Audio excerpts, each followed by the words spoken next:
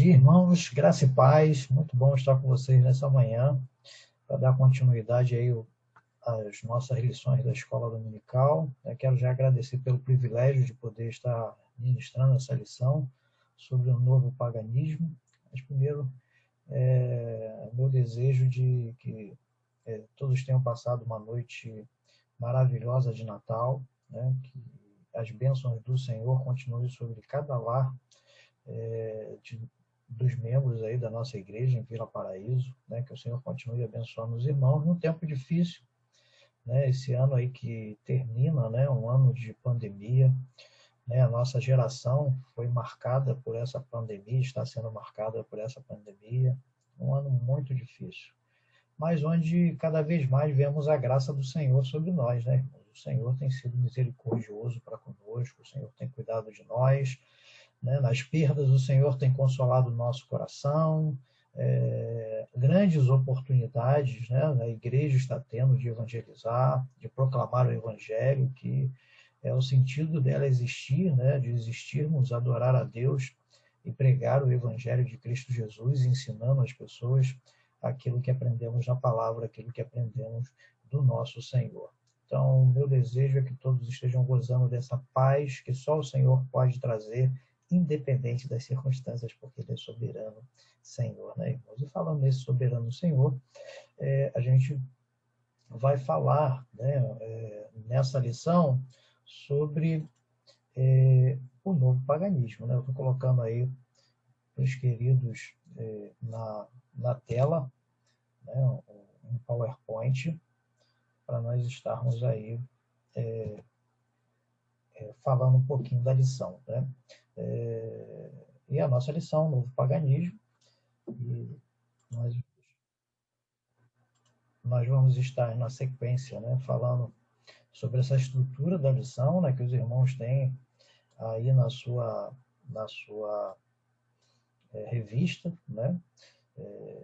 E aí a divisão, né, da lição, que é sobre o que é o paganismo no século XXI, e a resposta da fé diante desse novo paganismo, né, que acontece nos nossos dias, né? E aí a divisão que é paganismo, idolatria, imoralidade e inimizade, né, que são as marcas do paganismo, né? Depois nós vamos ver o paganismo no século XXI, a sua idolatria, a degeneração moral, a inimizade contra a fé cristã, né? E por último a resposta da fé, né? Uma vida teocêntrica, uma vida centrada em Deus, uma vida santa e uma vida missional, né? Ou seja, uma vida de adoração que preza por viver segundo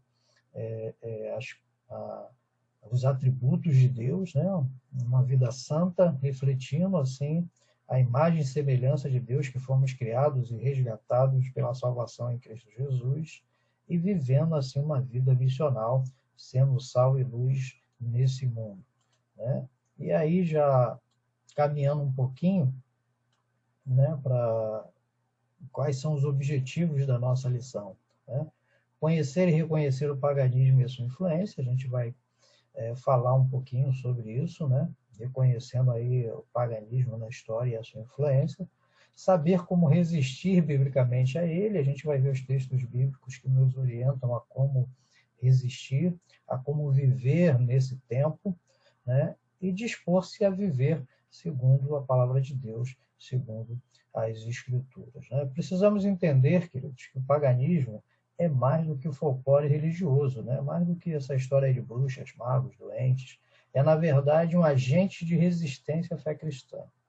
Uma oposição a Deus e à sua revelação. Por isso, a sua influência precisa ser combatida com uma vida cristã autêntica, santa, e assim ser relevante na sociedade em que vivemos, combatendo os pontos de influência do paganismo. O paganismo é bastante sutil, irmãos, e tem influenciado amplamente a sociedade em todo o tempo, né? Se você olhar para o povo judeu, quando ele se mistura com as outras nações da sua época, né, ele é influenciado por um modo de vida pagão dos outros povos, né? Isso se repete nas nações cristãs e nos nossos dias, né? Você vê que o judeu passou a ter o costume, né, e não mais adorar só a Deus, né? Mas adorar também a outros deuses, né? Feito pelos próprios homens, né? Você vai ver as nações cristãs, né? Inglaterra, né? Hoje Alemanha, né? E aí naquele contexto de França, Itália, né? Sendo influenciada por outras religiões, por outras culturas e sofrendo muito pelo distanciamento de Deus, né? Que é uma característica do paganismo, né? A opção de viver independente de Deus, do Deus Todo-Poderoso. A igreja não está livre disso. A idolatria e imoralidade são travestidas de coisas boas e até nobres. Assim, muitos cristãos estão sendo levados a dirigir a vida pelos valores do mundo e não pela palavra de Deus. Essa lição procura nos despertar para uma vida dirigida pelas Escrituras e não por filosofias de vida mundanas e insanas.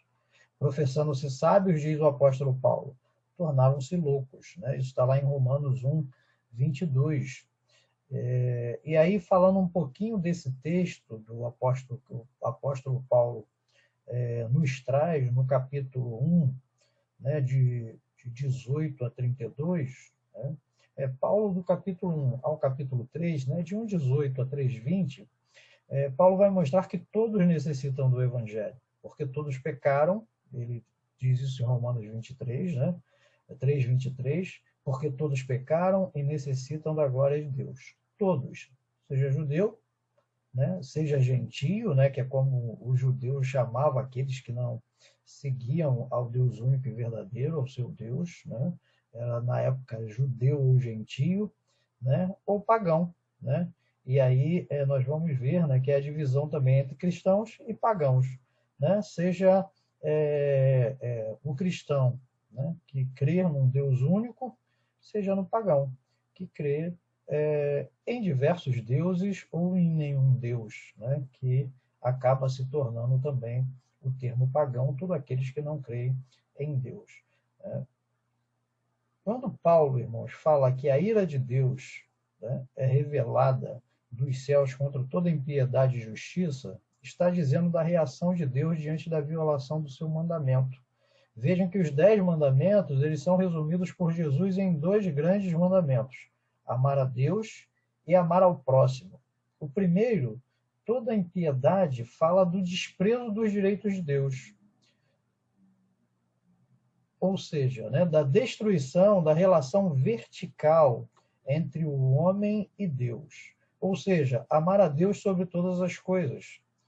É, portanto, o desvio da adoração a Deus ocupando com outras coisas essas que levam a um momentâneo prazer e depois a destruição, tanto do corpo como da alma, pela morte eterna, se não houver a salvação em Cristo Jesus. Essa ruptura vertical, irmãos, leva a uma consequente desprezo também aos direitos humanos, né?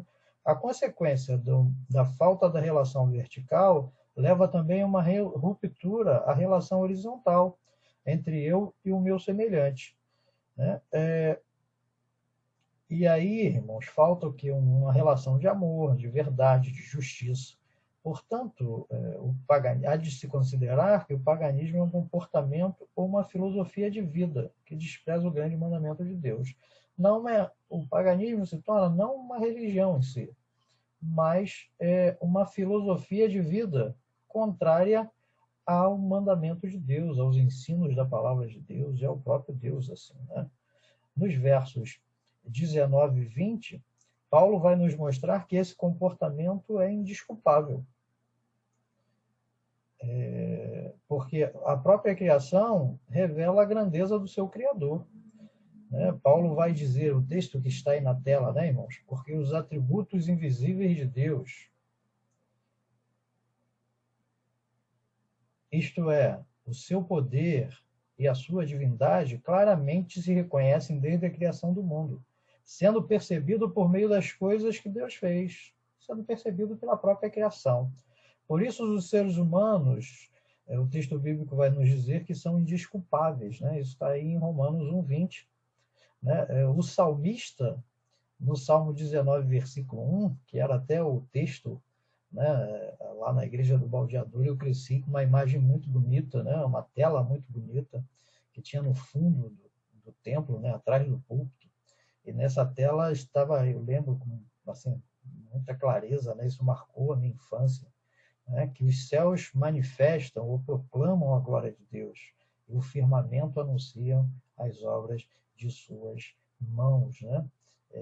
O salmista vai enfatizar isso. E o apóstolo Paulo vai dizer que, tendo conhecimento de Deus, não glorificaram como Deus, nem foram agradecidos. Na sequência, né, do texto de Romanos, o apóstolo Paulo vai nos ensinar isso, né?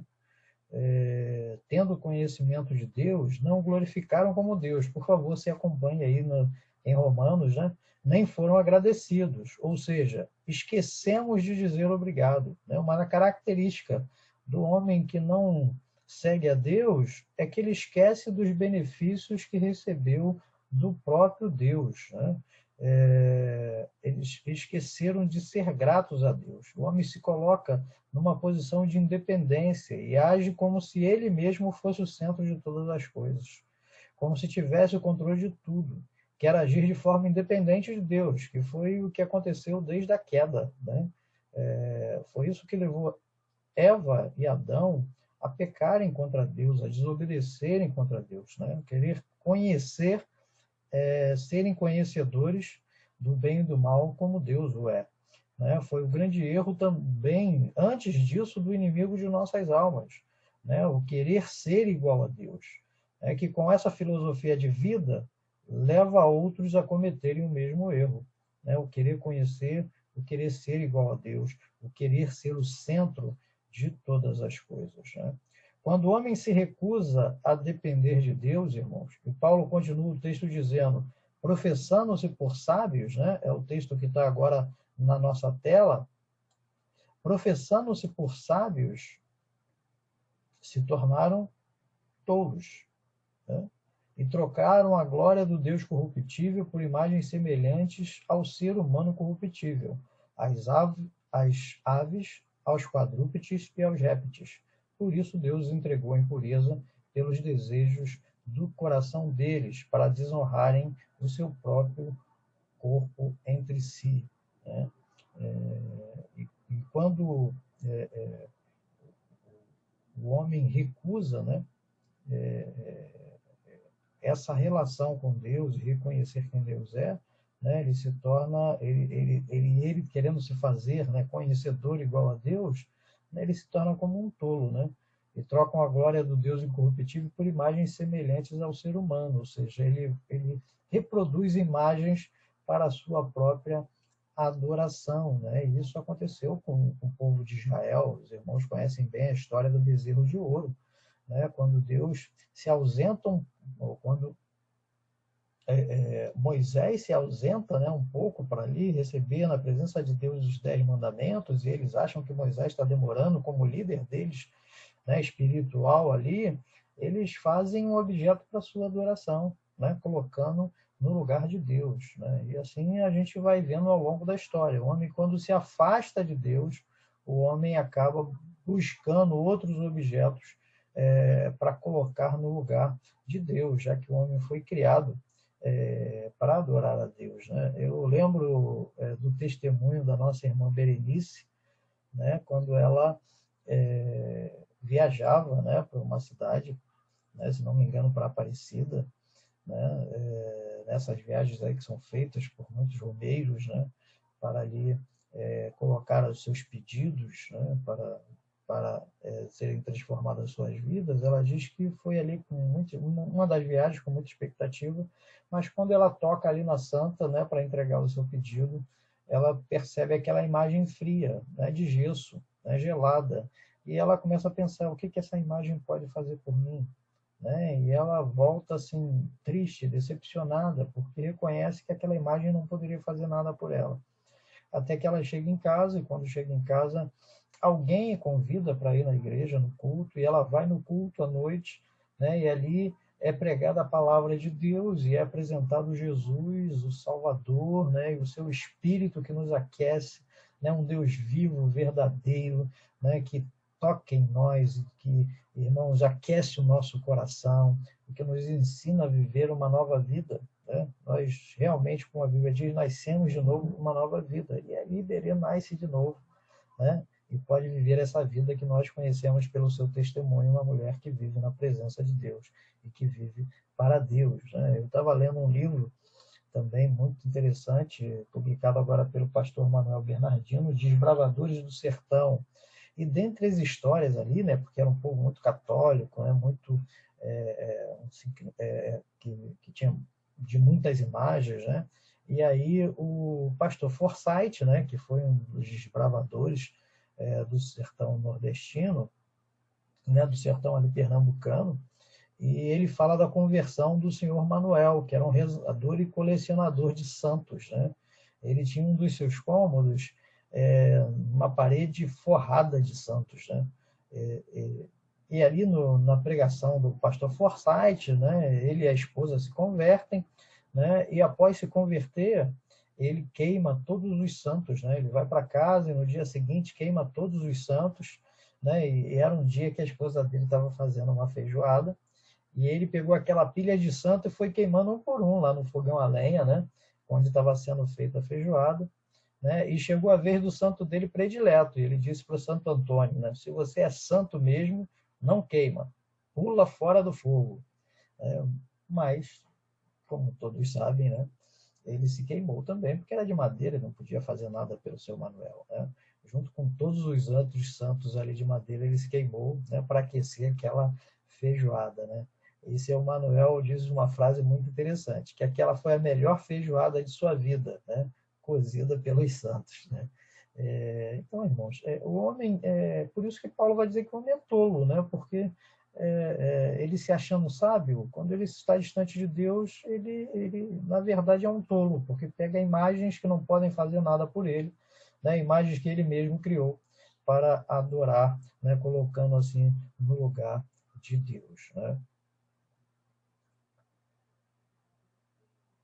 E aí, irmãos, nós fomos criados, portanto, para adorar o Criador, né? Essa é a nossa essência. Mas quando rejeitamos, colocamos no lugar alguma outra coisa, porque fomos criados para adorar, como eu disse. Essa é a nossa essência. E como Deus criou o mundo bom, desfrutamos dessas coisas. O problema é que quando devotamos a essas coisas criadas um afeto que só Deus merece, né, invertemos a adoração que deveria ser para Deus para essas coisas, né? E ao inverter essa ordem, né, Deus deixa de ser o centro de nossas vidas e nós nos colocamos como centro, colocando muitas coisas como família, trabalho, riquezas, poder, prazeres, né? Ele se torna o centro das nossas vidas, né? O foco de nossas vidas, o motivo de nós existirmos.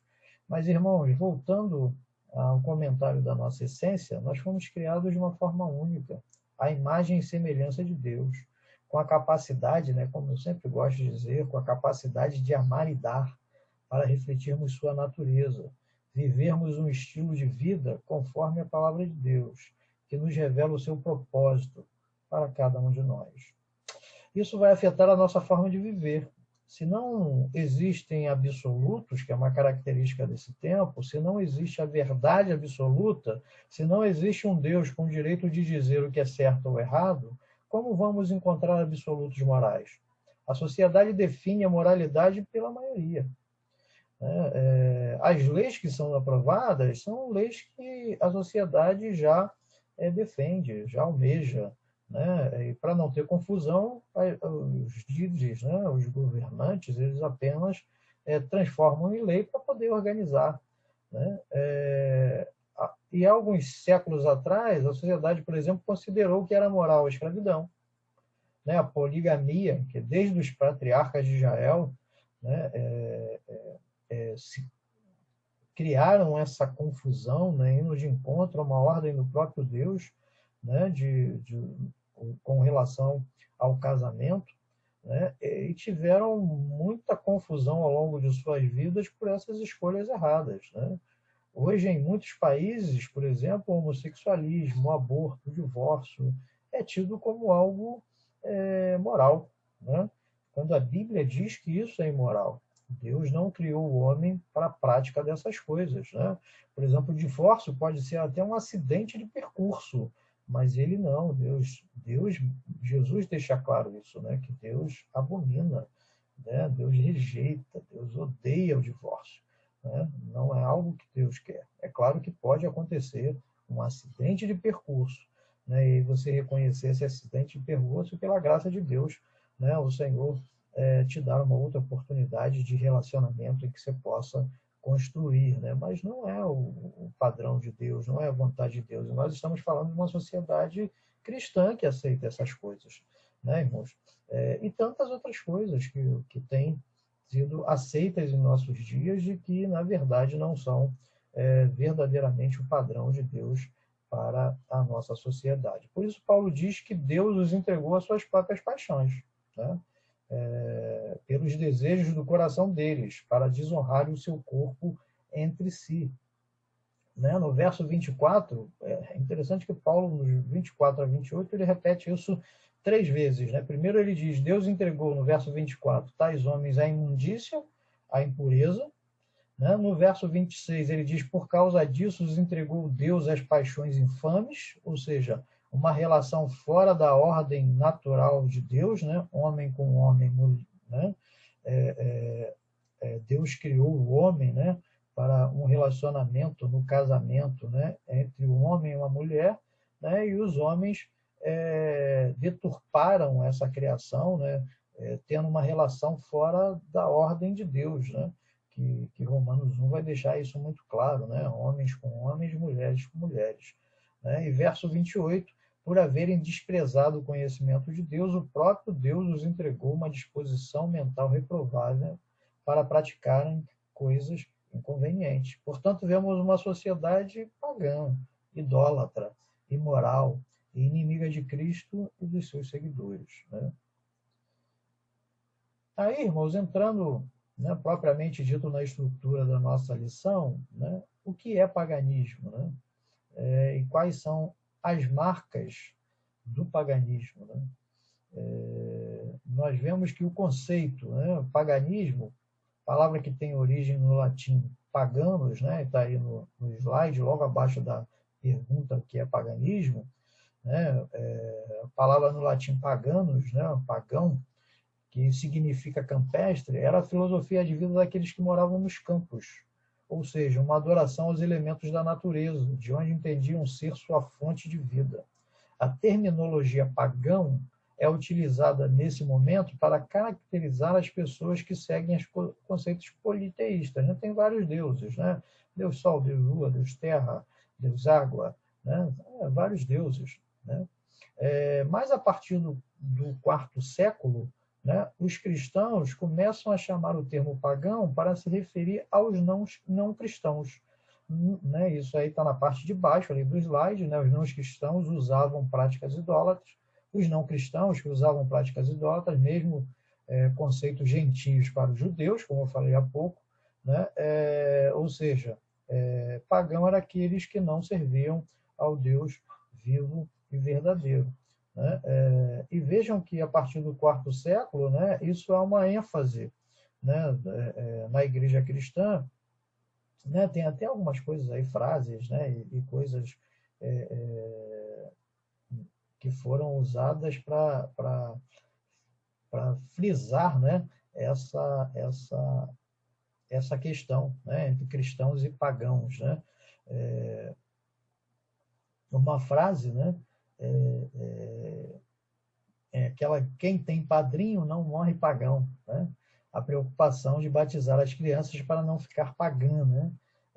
Uma coisa que eu estava lembrando é a questão da roupa, né? O pagãozinho, né? Porque a criança nasce, ainda não foi batizada, ela é pagã, ou seja, ela ainda não serve a Deus. Né? Então, botaram o nome da roupa que a criança sai, né? É um estilo de roupa, quando a criança sai da maternidade, de pagãozinho. Né? Os irmãos aí devem, talvez os jovens nem tantos, mas as pessoas mais aí na minha faixa etária, um pouquinho mais, né, conhecem isso bem. O batismo dava a condição de ter um padrinho que, junto com os pais, ensinaria sobre a fé cristã, né, o conduziria a fé cristã. né? E aí já teria passado pelo batismo, então não era mais pagão, mas já era cristão. Ou seja, o conceito muda para não só aqueles que adoram a vários tipos de seres da natureza ou imagens, mas para aqueles que rejeitaram a Cristo e não servem ao Deus vivo e verdadeiro. Assim, o paganismo não pode ser considerado simplesmente uma religião, mas sim um pilar central que engloba um modo de vida, os conceitos espirituais e filosóficos, no qual todas as expressões religiosas focadas na natureza se apoiam e desenvolvem seus fundamentos. Assim, poderíamos dizer que qualquer religião centrada na terra, que não crê no sagrado como forma transcendente e que não seja monoteísta, é pagã, né? E aí nós vamos ver essas três marcas, né, do paganismo, né? A idolatria, a imoralidade e a inimizade contra Deus e a sua palavra, né? E aí nós temos alguns textos, né, que nós vamos ver, né, sobre essa questão da idolatria, né? Essa era a principal característica da religião pagã. Vemos isso nos relatos bíblicos do Antigo Testamento e no Novo Testamento, né? Nos primeiros séculos. O politeísmo grego e romano era muito forte, né? Isso influenciava, né, as nações ali dominadas principalmente pelo governo romano, pelo Império Romano.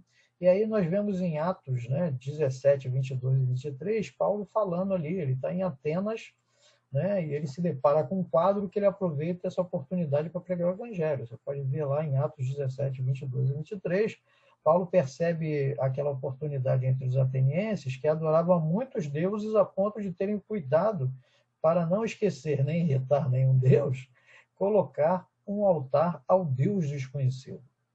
E Paulo aproveita para apresentar aqueles que eles não conheciam, né, como Deus vivo e verdadeiro, Deus criador de todas as coisas. E Paulo fala que realmente eles não conhecem esse Deus, mas esse Deus é o criador e é aquele que tem a salvação para todos os homens que estão debaixo da condenação eterna, né?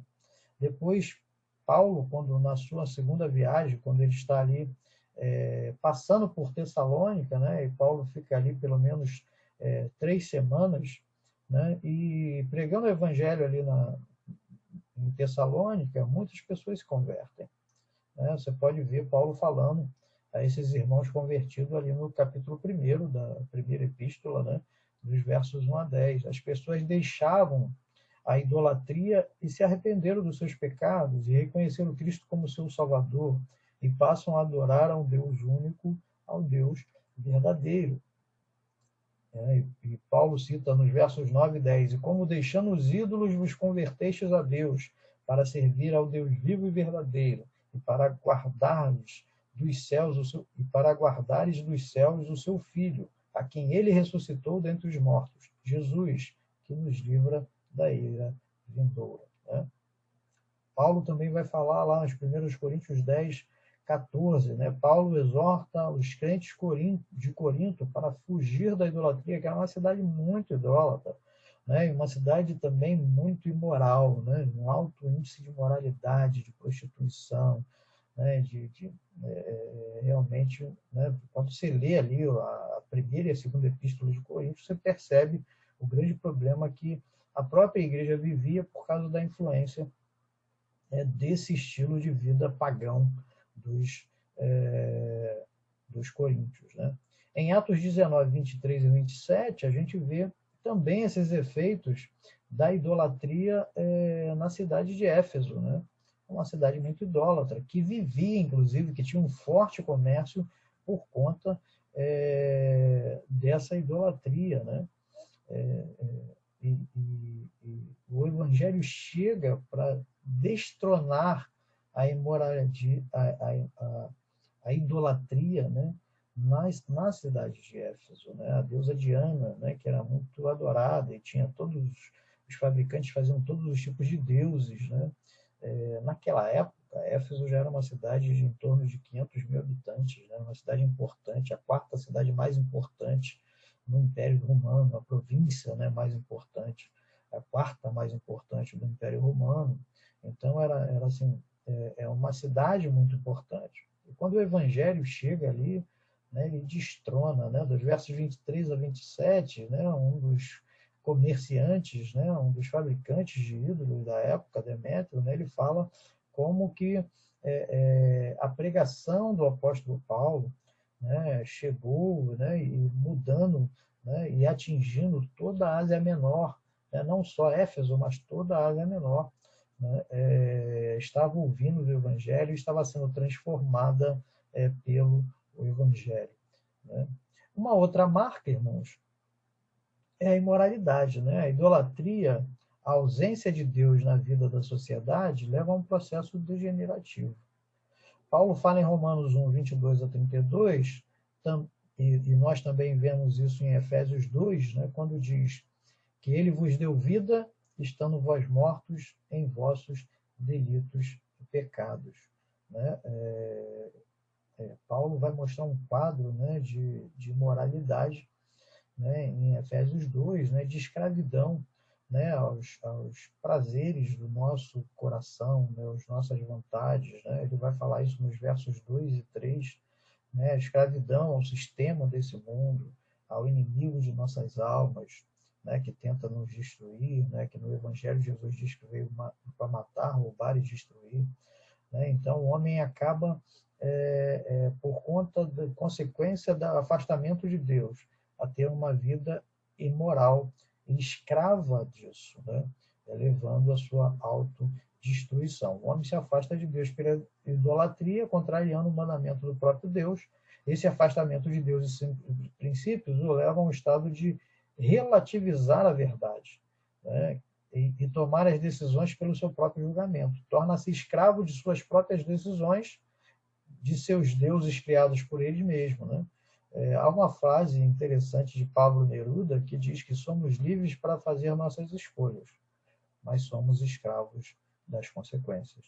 Né? E nesse mundo, né, pagão, né, o homem acaba se tornando escravo das suas próprias decisões, quando ele rejeita Deus e o princípio da sua palavra. Uma terceira marca é a inimizade. Né? Irmãos, eu não estou falando de todos os textos, porque você tem os textos aí, você pode olhar, né? Senão a nossa lição vai ficar muito extensa, mas você tem a lição e você pode olhar os textos. Né? A terceira marca é a inimizade. Né? O paganismo se coloca contra os cristãos e tem o ódio da igreja tem ódio da igreja de Cristo, porque os valores são totalmente opostos, porque o cristianismo, irmãos, tira o homem do centro e o coloca em seu devido lugar, né, como criatura, que tem como princípio e estilo de vida adorar o único Deus, viver pelos princípios de sua palavra e amar e abençoar as pessoas, conforme o grande mandamento. Né? Mas e aí o cristianismo liberta as pessoas da escravidão, como eu falei aí de Éfeso, né, e outros locais, né? O cristianismo liberta as pessoas dessa escravidão do pecado e da exploração, né? Nós vamos ver aí regimes ditatoriais, né, antidemocráticos, né? O próprio Nero, os imperadores romanos tinham medo do crescimento do cristianismo, porque acabava com toda essa exploração, né, contra as pessoas mais humildes. Né? A influência, por exemplo, do cristianismo na formação da Europa, nos Estados Unidos, né, na Coreia do Sul, né, que é hoje o país, né, com maior número, né, proporcionalmente, de cristãos. Né?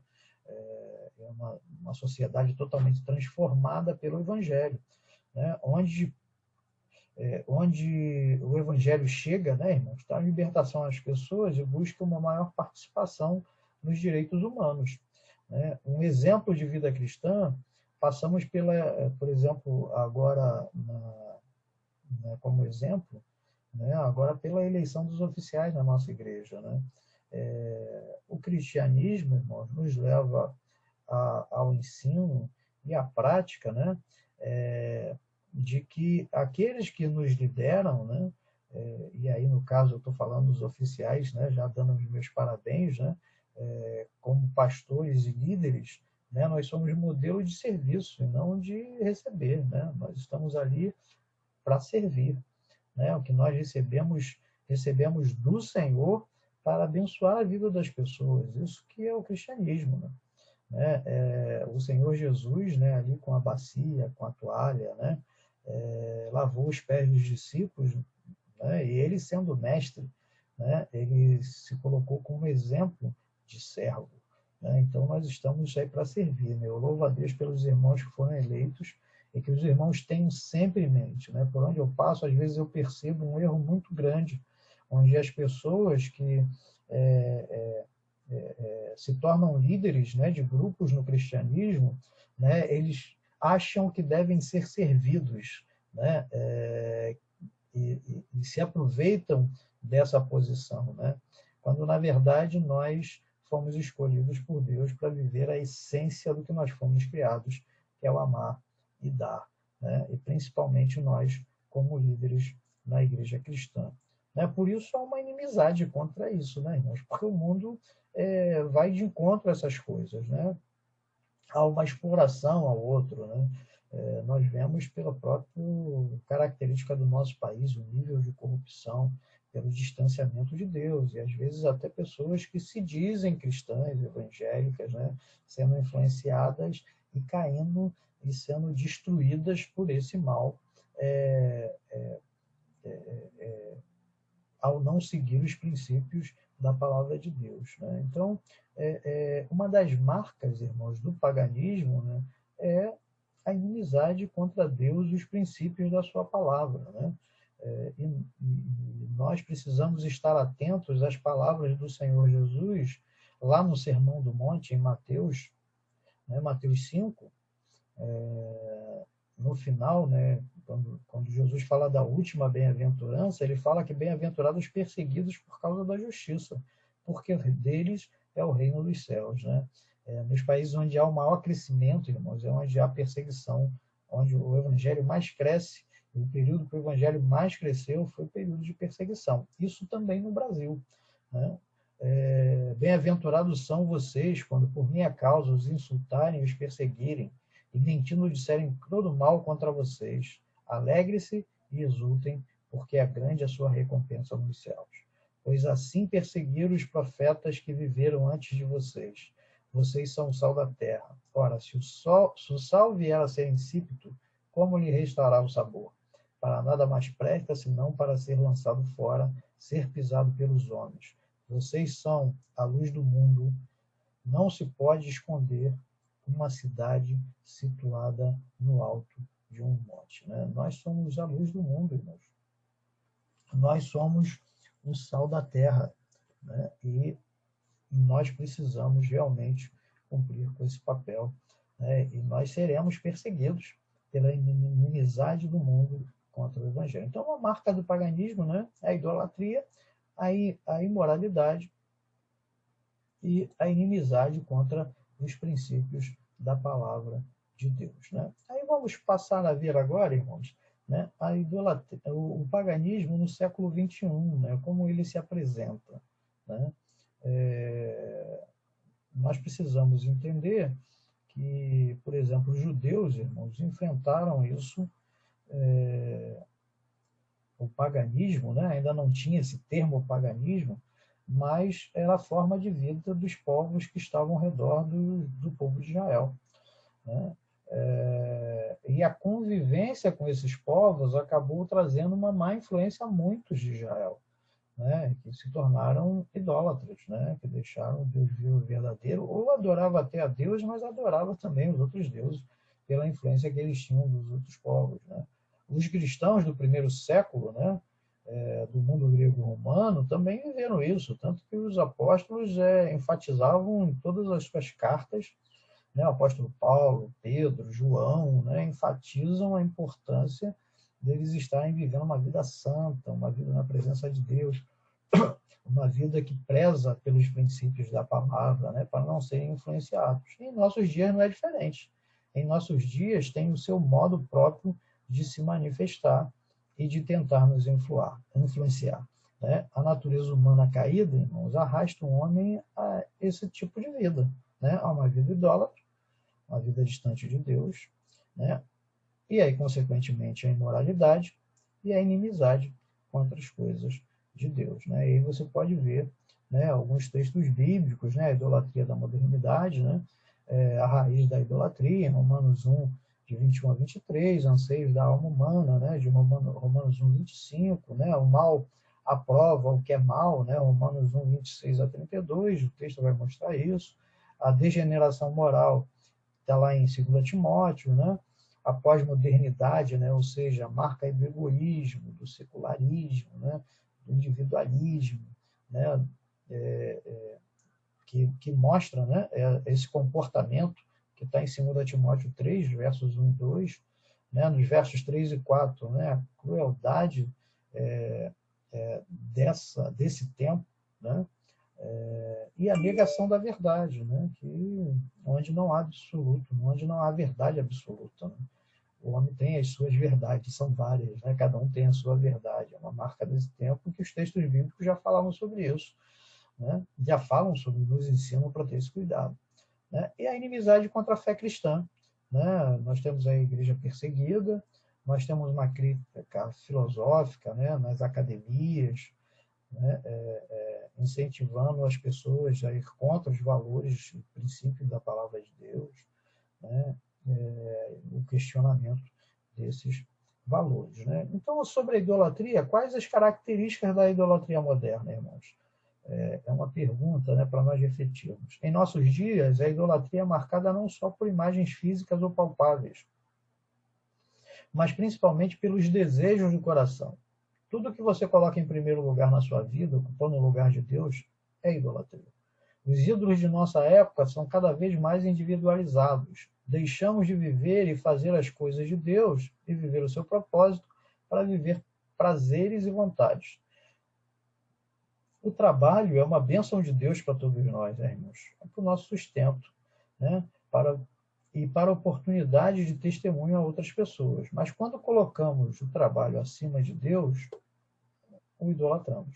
O lazer, Deus nos deu recursos financeiros e naturais para o nosso prazer e alegria.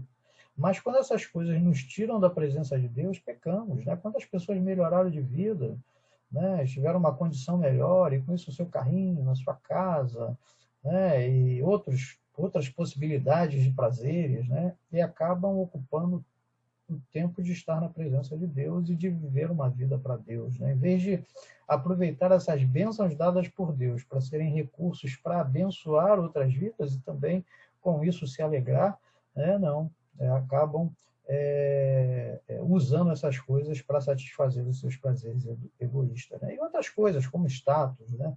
Ideologia. Né? Vemos cristãos defendendo líderes políticos, me desculpe falar sobre isso, irmãos, mas é o que a gente vê, né? Cristãos defendendo líderes políticos que se opõem a princípios bíblicos, que são corruptos.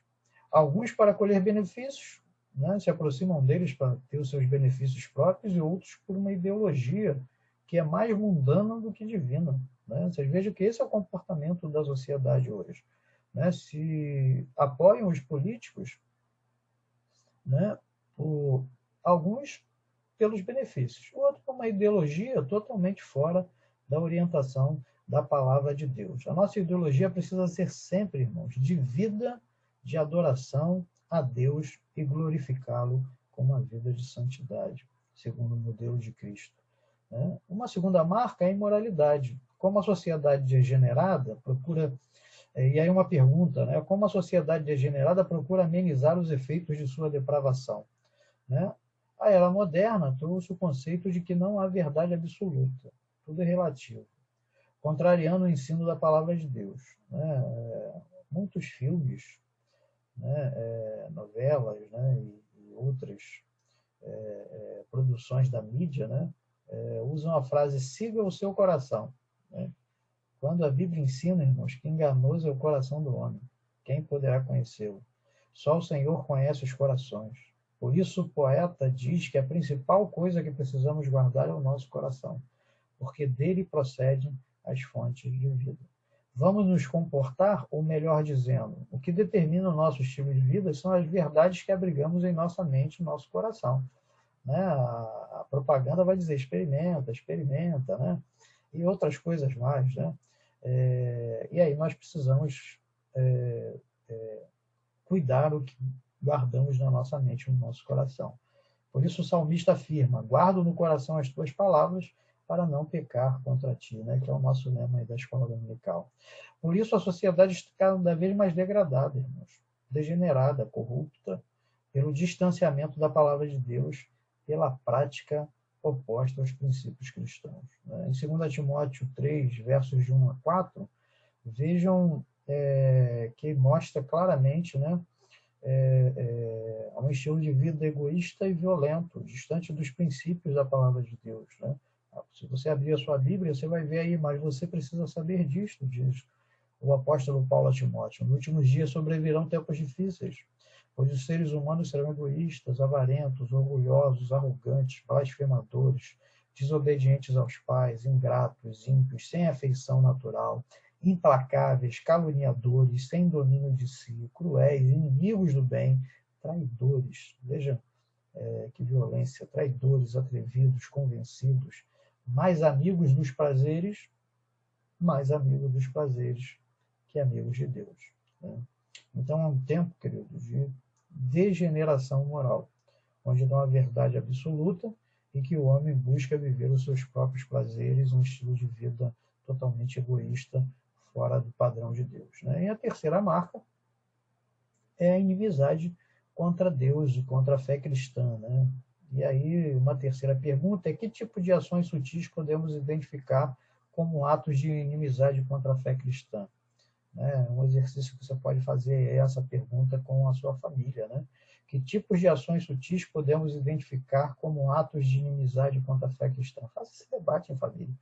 Né? Existe a perseguição ao cristianismo de forma direta, como vemos cristãos sendo perseguidos e mortos em países como Coreia do Norte, Eritreia, Paquistão, Afeganistão.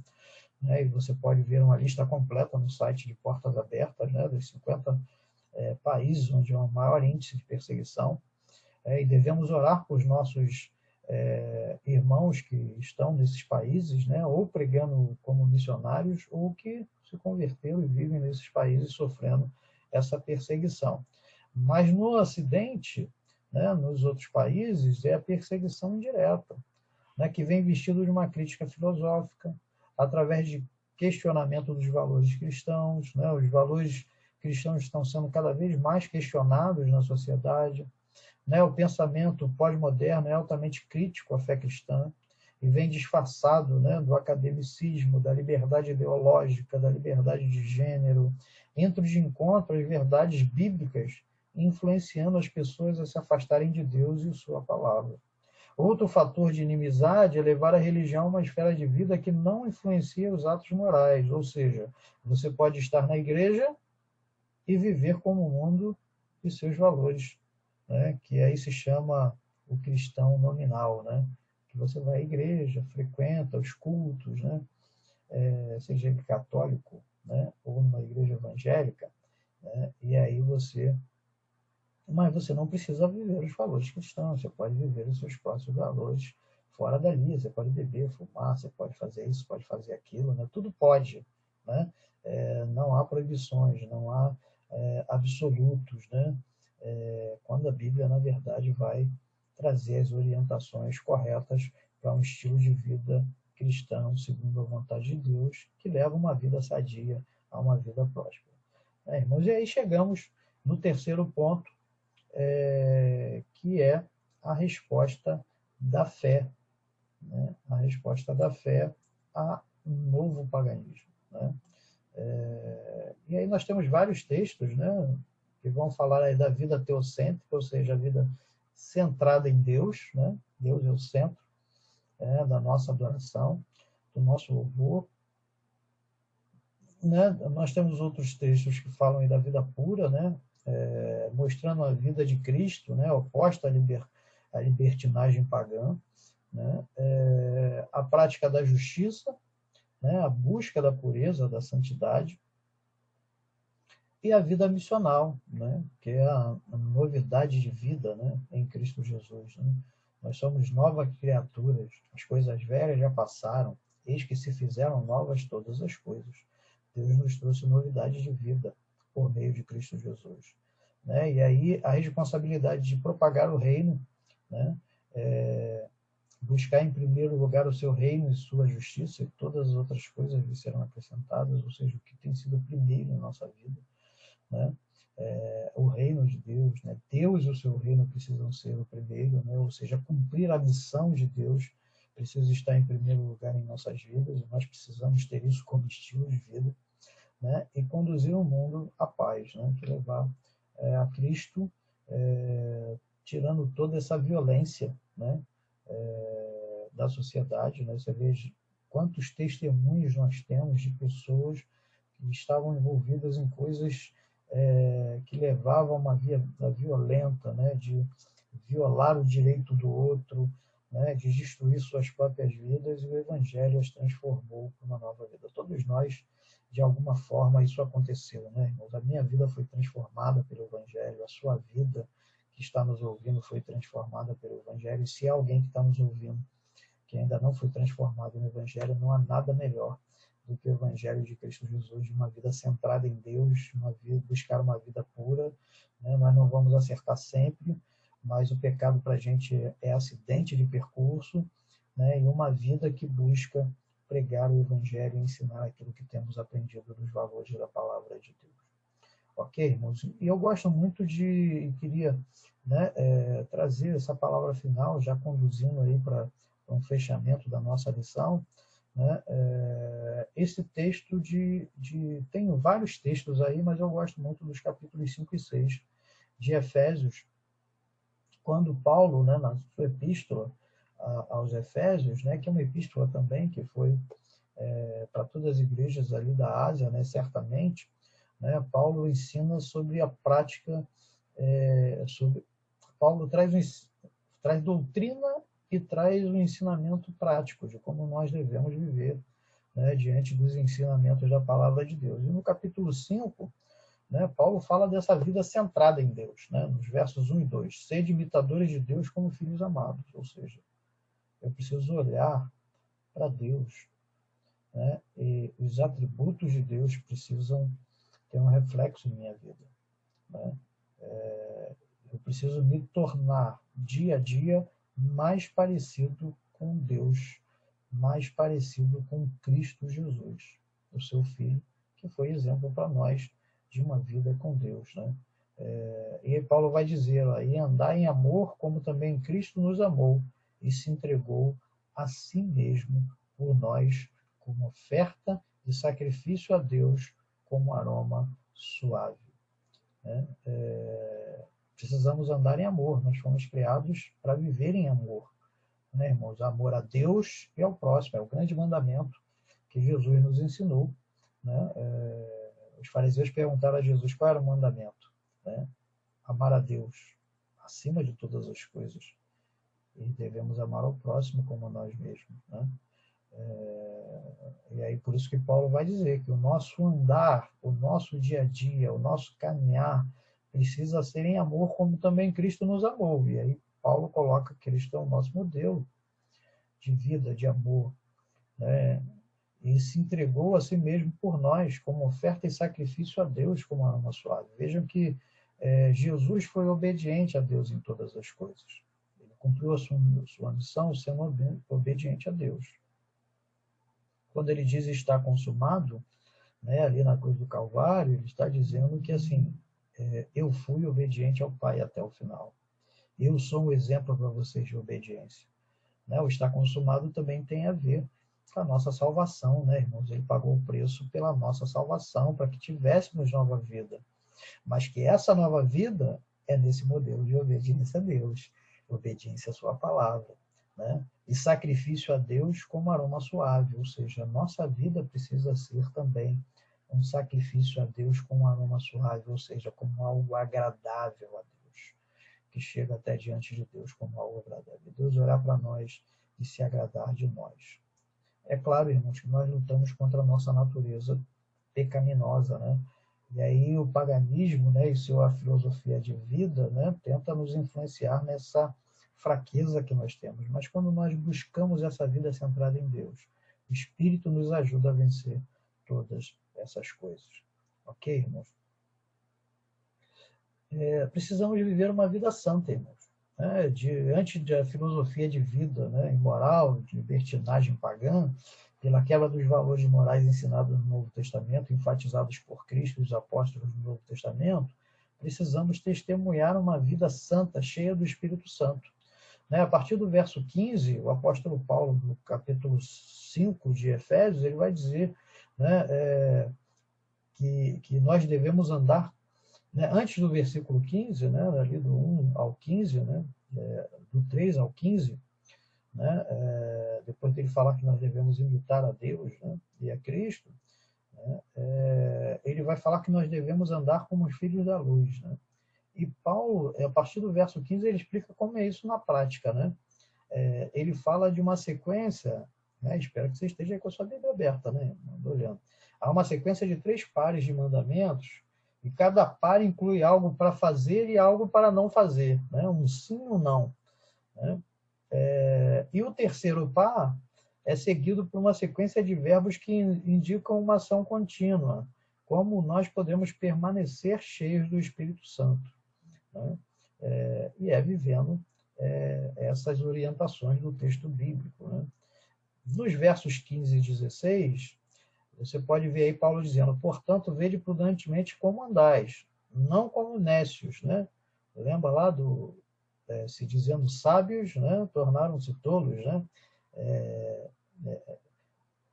Que Paulo falando lá do homem distante de Deus, né? E aí né? No nosso contexto aqui, né? do pagão, né? Então, Paulo diz aqui no verso 15, ó, nós devemos ter um estilo de vida e andar não como nécios, tolos e sensatos, né? E sim como sábios. E aí Paulo ainda vai dar uma dica: remine o tempo porque os dias são maus, ou seja, o sistema do mundo tenta roubar o nosso tempo, né? Para a gente não ter tempo de estar na presença de Deus. Né? Você vê que a vida hoje, mesmo nesse período de pandemia, ela imprime um ritmo em que nos afastam da nossa vida devocional, da nossa intimidade com Deus, e aí você não pode deixar isso acontecer. Né? Nós não podemos viver como nécios, como tolos, como insensatos. Nós precisamos ter uma vida sábia, nós precisamos organizar o nosso tempo e ter o nosso tempo com Deus. Né? No verso 17 ele vai dizer: por esta razão, não vos torneis insensatos, mas procurar entender qual é a vontade de Deus. Nós precisamos viver a vontade de Deus, irmãos. Nós fomos criados para viver com propósito. Né? E Deus tem um propósito para as nossas vidas. Então você precisa entender qual é o propósito de Deus para a sua vida. Se alguém te perguntar isso, você sabe responder qual é o propósito de Deus para a sua vida. Né? No verso 18, Paulo vai dizer: novamente, não vos embriagueis com vinho. Né? E aqui, vinho, é claro que ele não está falando só da bebida, mas ele está falando das coisas terrenas, dos prazeres, dos ídolos desse tempo, né? Que nós tanto falamos aí nessa questão do paganismo, né? Do novo paganismo. Né, irmãos? Mas ele vai dizer: olha, não vos embriagueis com vinho, no qual há dissolução, desequilíbrio, né? Destruição, né? Mas enchei-vos do Espírito. Paulo fala: buscai o enchimento do Espírito Santo de Deus. E de que forma? Ele fala isso no texto, na sequência.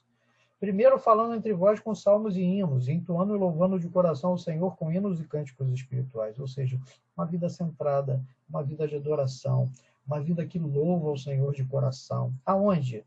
Só no culto público? Não, irmãos. Não é durante toda a vida. Né? Aonde você está? Né? Sua vida é um constante louvor a Deus. Né? Quando você está cheio da palavra de Deus, cheio do Espírito de Deus, é assim que acontece.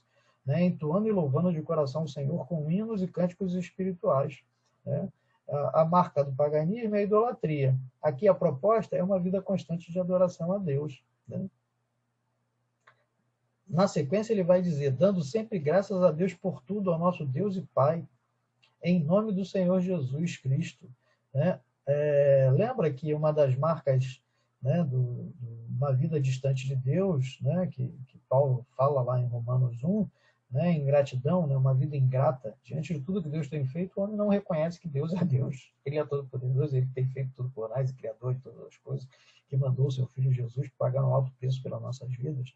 Né? O que Paulo está dizendo aqui é que a nossa vida precisa ser marcada por uma vida de gratidão em todos os momentos. dando sempre graças a Deus, né? Os Tessalonicenses, ele vai dizer: em tudo dai graças, porque essa é a vontade de Cristo Jesus para convosco. Aqui ele diz: dando sempre graças por tudo ao nosso Deus e Pai, em nome do Senhor Jesus Cristo.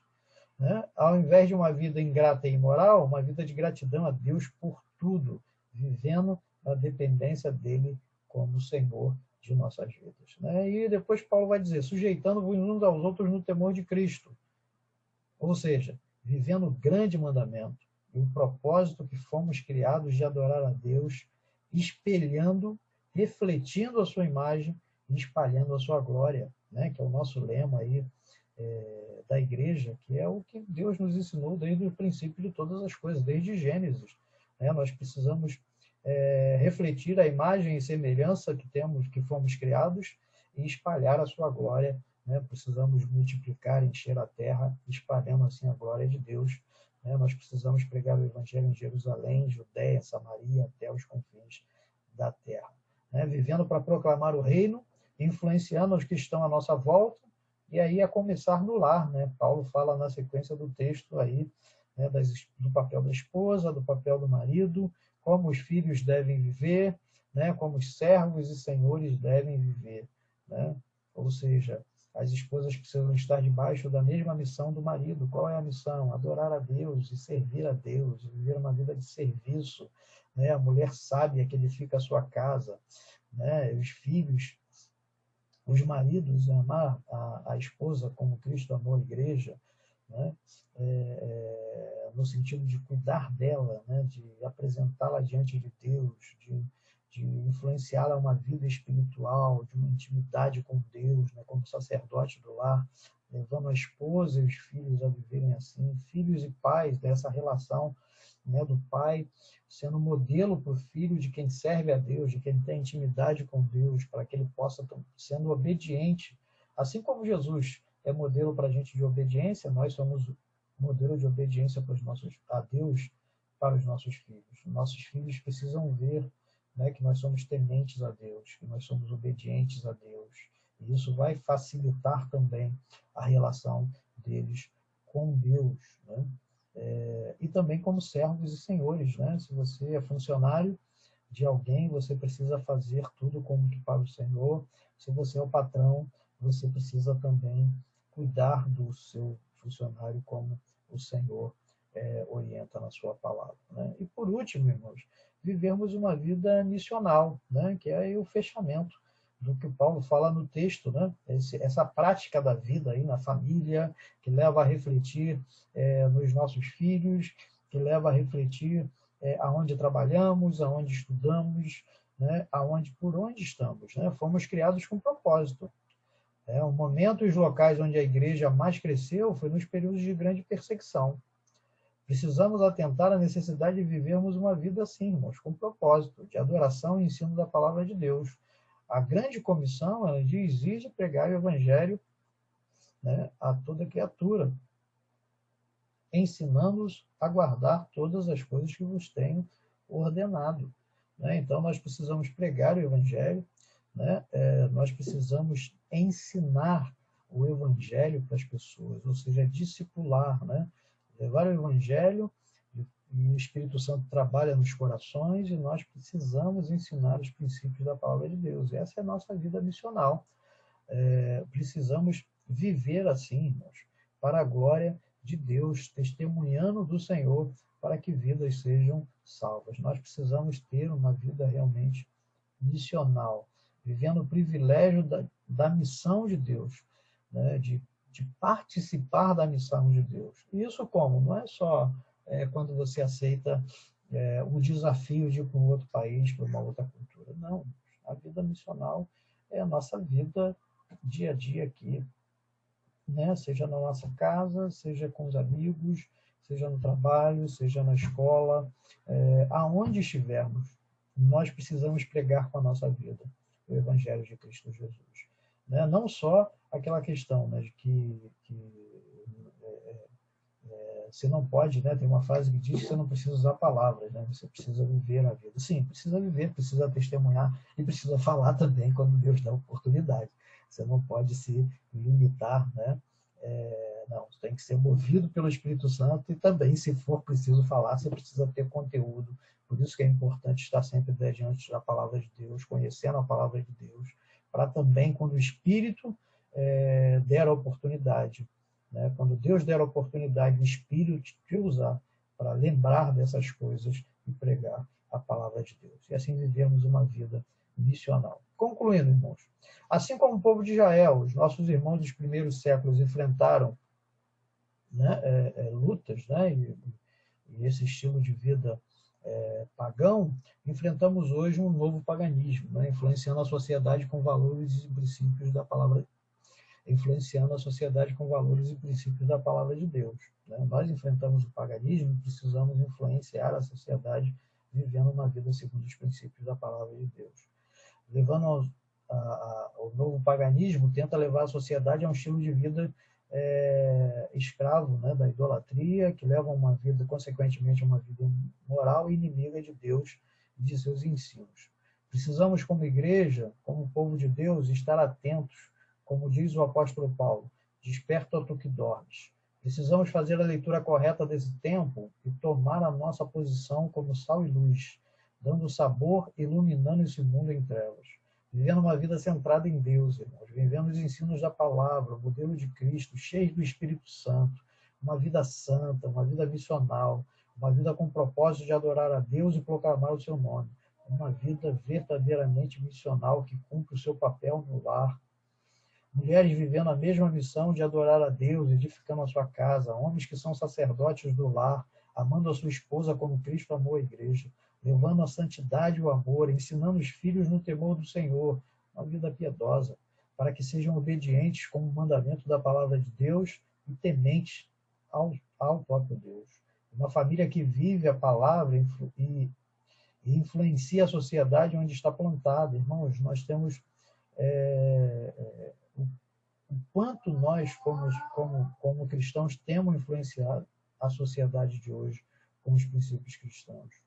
Precisamos ser homens e mulheres, irmãos, que vivem os princípios da palavra de Deus e influenciem, sim, no trabalho, na escola, aonde estivermos, sendo missionários, representantes de Cristo, com honestidade, com integridade, refletindo a imagem e semelhança de Cristo. Assim, testemunhando do Evangelho, uma vida que adora a Deus e ao próximo como grande mandamento. Uma vida que adora a Deus, né, e ama ao próximo, né, cumprindo assim o grande mandamento, como Cristo nos amou. Vivendo assim, não há espaço em nossas vidas para um estilo de vida pagão do paganismo ou do novo paganismo, mas uma vida cheia do Espírito Santo, corações e mentes cheios da palavra de Deus e com foco em adorar ao único e verdadeiro Deus. Deus abençoe, irmãos. Queria orar por você nessa hora. Pai, nós te adoramos pelo privilégio que temos de estar na tua presença.